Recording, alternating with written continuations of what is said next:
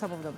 Well, of course, for many people, Linda, the big story of the day is the World Cup, something that we'll be covering much later on, the 5-0 thrashing. But I do have the numbers here for you. I know nothing about football. And of course, the fact that if you will go down right to it and dig deep, you start to find that the government is indeed following through on what they're calling the Big Four agenda. Yes. And literally starting to finance that. And so if I invite my viewers here to the video, well, and just to be able to crystallize some of that, well, the big winners of the day, the fact that we have made put heavy cash towards things like housing, which is one of the big four agenda, construction of affordable housing, getting some 3 billion shillings. A lot of this going to places like Kakamega and other places where we are going to see construction coming up in big ways through public-private partnerships. And some, 5 billion shillings there for recruitment of additional teachers. Of course, education, especially in the TVET sector, being something that government is going very big on.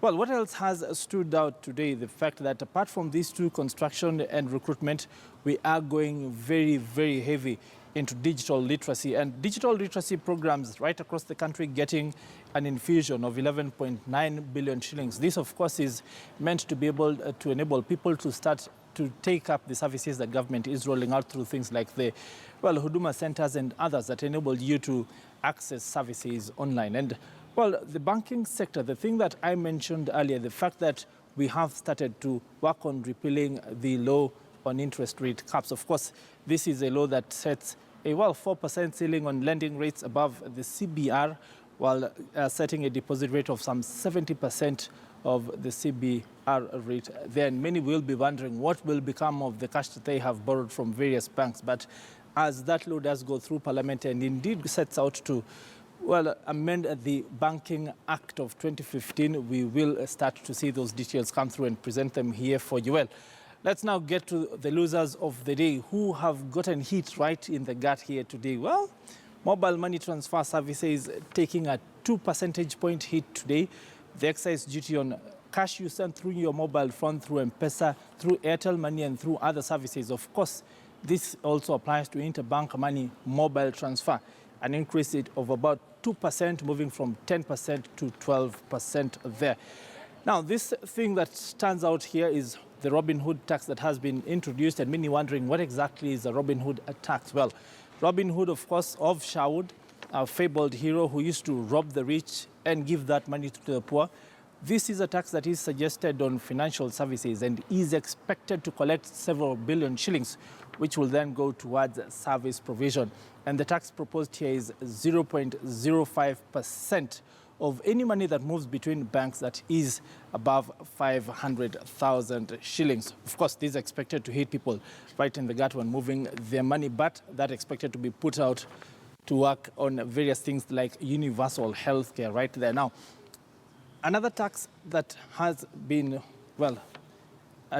something else that has been mentioned, private vehicles above 3,000 cc, this applies to diesel vehicles, while this applies to petrol engine vehicles. Diesel vehicles above 2,500 cc, the old tax was 20%, now moving to 30% and making it more expensive to bring this into the country.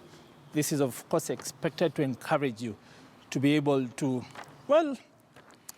try to buy your car locally.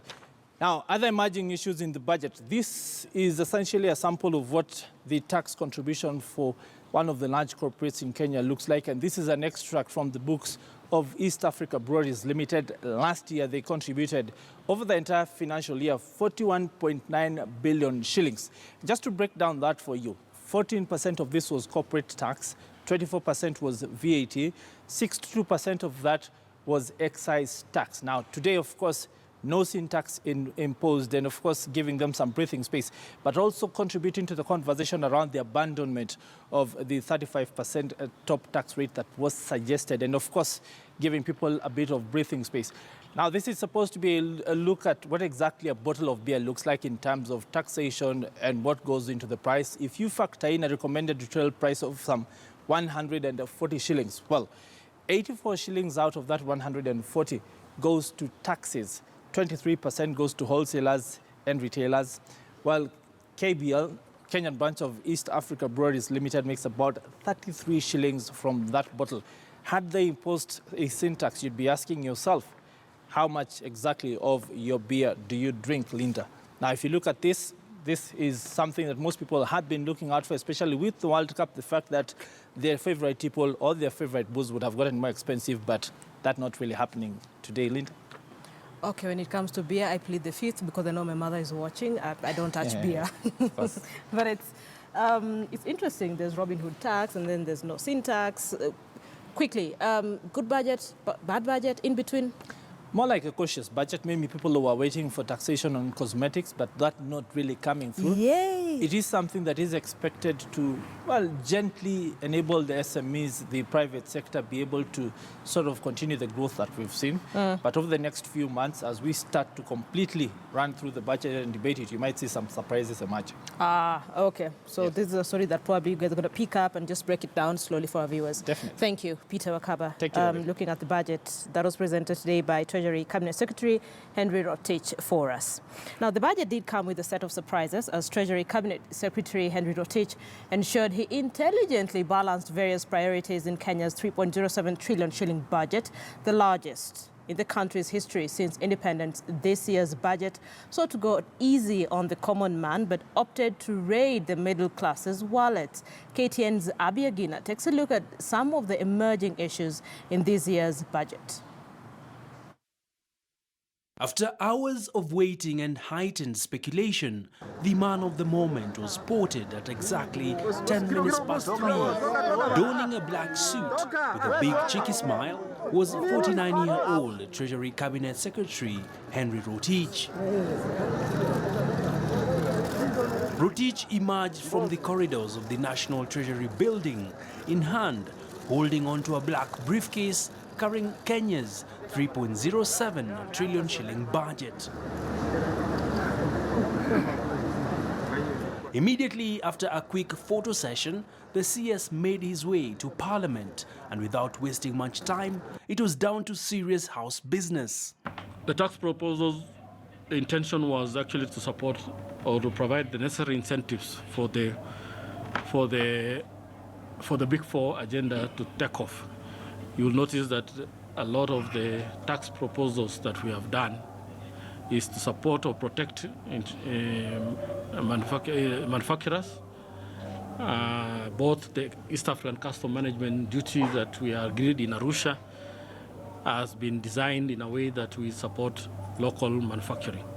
Among the surprises that millions of Kenyans were treated to included a tax on mobile money transactions, which rose from 10 to 12%. We have also taxed high-valued transactions going through the banks, through the internet banking and other platforms that are used by the banks to send money.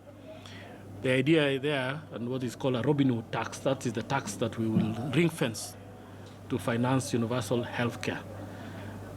We have also raised the excise tax on M-Pesa from 10 to 12%. In his bag of surprises, Rotich caught many Kenyans unawares as he announced a proposal to repeal the low capping interest rates at 14%, citing that the government will be setting up the Biashara Kenya Fund, which will be merging the Youth Fund, Women Enterprise Fund, to create a special purpose vehicle to offer funds for various groups.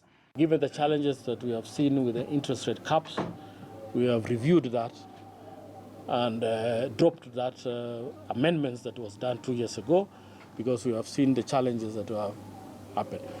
In return, we have put together a package of interventions.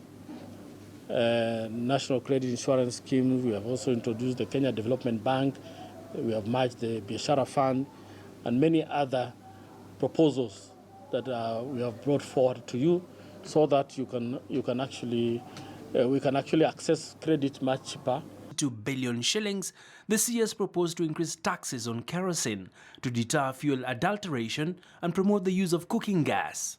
Car importers were not spared either in Rotich's budget. Importers of cars above 3,000cc engine capacity will pay 30% import duty as the government reins in on the big cats. We have introduced, to make that tax more progressive, we have introduced a 30% tax for cars which are over 2,500 cc's. so that we can achieve some progressivity on the excise tax. Despite taking on a delicate balancing act, Rotich reaffirmed that Kenya's economy remained resilient and the government was banking on infrastructure to provide the much-needed economic stimulus. Abi Agina, KTN News.